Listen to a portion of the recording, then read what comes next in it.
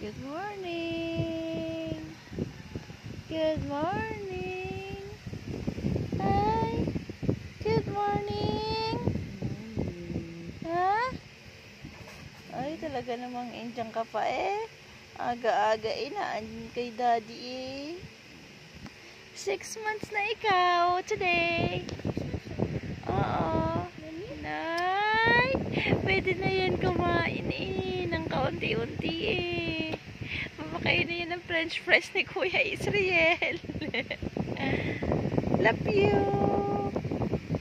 I love you. I love you. I love you. Ha? I love you. Tulog na ikaw, tulog. Tulog pa ikaw? Ha? Ba't naandyan ka kay daddy? Ha? May dede ba yan?